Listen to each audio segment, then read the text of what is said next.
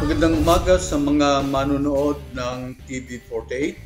Dumako naman tayo sa latest weather bulletin, bulletin number 18 tungkol sa bagyong si Christine. Sa ganap na alas 7 kaninang umaga, ang bagyong si Christine ay nasa may Cordillera Administrative Region. Ito ay nasa vicinity ng Aguinaldo, Ifugao. Taglay pa rin ang lakas ng hangin 95 km per hour malapit sa gitna at may pagbugso ng hanggang 160 km bawat oras. Ito ay kumikilos sa bilis na 20 km bawat oras.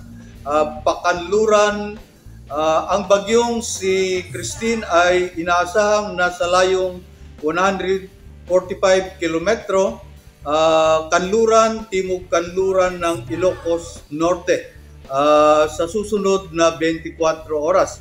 Dahil sa ganitong development, nakataas pa rin ang babala ng bagyo bilang 3 sa may katimugang bahagi ng Cagayan, Isabela, Quirino, Nueva Vizcaya, Kalinga, Mountain Province, Ifugao, katimugang bahagi ng Abra, kasama na rin ang Benguet,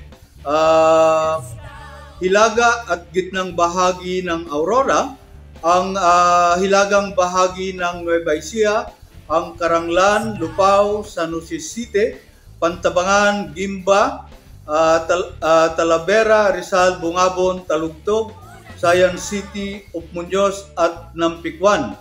Gayon din naman sa hilagang bahagi ng Zambales, Pangasinan, La Union at gitna at katimugang bahagi ng Ilocos Sur.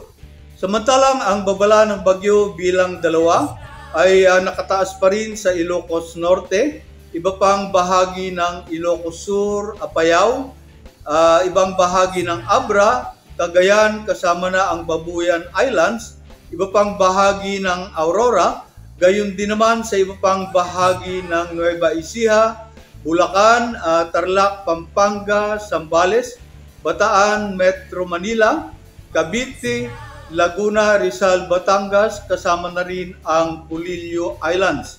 Samantalang ang babala ng bagyo bilang 1 ay patuloy na nakataas sa Batanes, ibang bahagi ng Quezon, Occidental Mindoro, Oriental Mindoro, Marinduque, Romblon, Mainland Palawan, kasama na ang Calamian Islands, Puyo Islands, Camarines Norte, Camarines Sur, Catanduanes, Albay, Sorsogon, Masbate, kasama na ang Ticao at Burias Islands.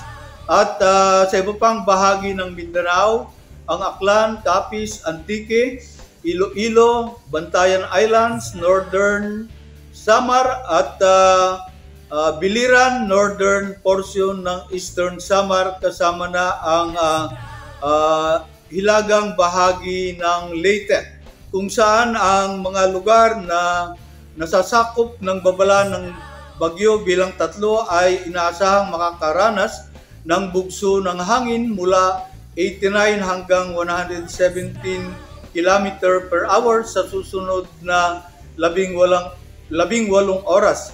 Samantalang ang nasa babala ng bagyo bilang 2 ay inaasahang makakaranas ng bugso ng hangin mula 62 hanggang 88 kilometro bawat oras sa susunod na 24 oras.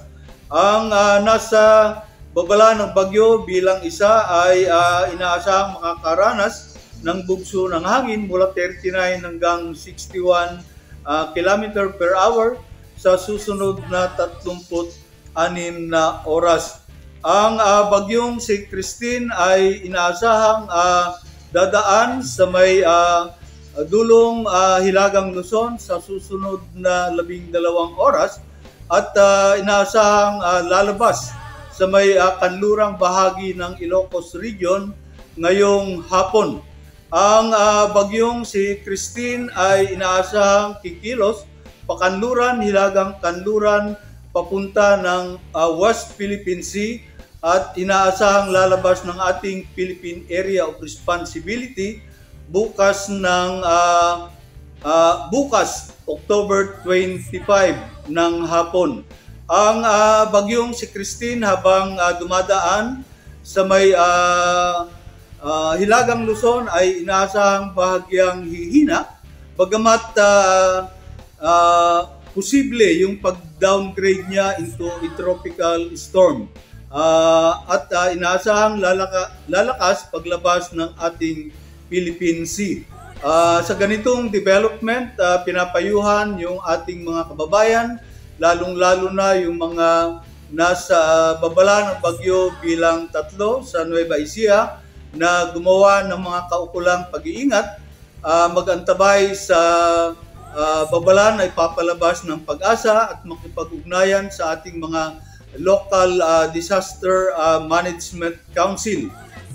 Inaasahang sa Nueva Ecija ay makakaranas ng katamtaman hanggang sa may mga kalakasang pag-ulan sa mga susunod na oras. Yan ang latest mula dito sa Pag-asa CLSU para sa TV48, Roger Manuel, direktang nag-uulat.